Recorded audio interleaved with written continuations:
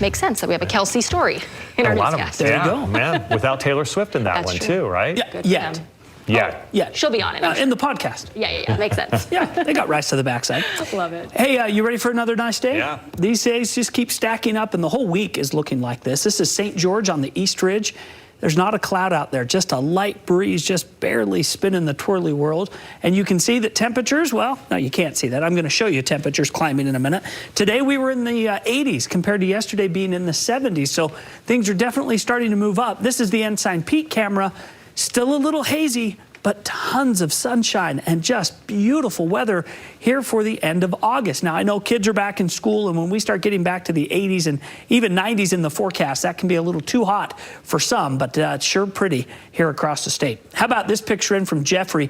This is Causey Reservoir, and some of those canoers and paddleboarders just hanging out there on the still waters. The reflection, you can't even see the sky in the picture, but the reflection sure shows just how pretty it is. Jeffrey, thank you for sending in your shot. Some of those mountain locations, they're crisp and cool. And this time of year, while we're in the 80s, they're up in the 60s and 70s. 78 in Rock Springs right now, 83 in Vernal. Price is up to 84. Moab's climbed to 88, while Blanding's holding at 85. St. George is in the 90s, warmer than Las Vegas, which is in the upper 80s right now. We're in the mid-80s over in Elko and Ely, but clear skies across the state and across the west.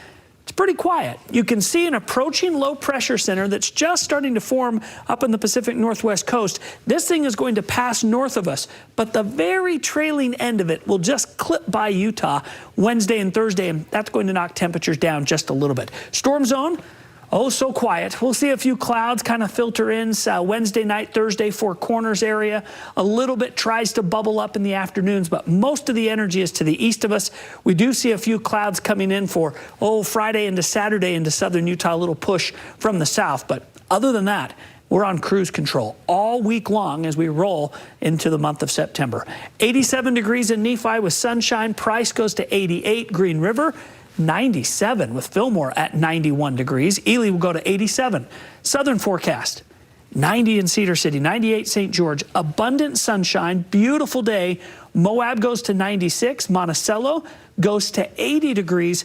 And the 7-day forecast, 98 tomorrow. The average is 98. Then we're going to jump above. We're going to hit those upper 90s and low 100s all the way through the weekend. A few clouds filter in on Saturday.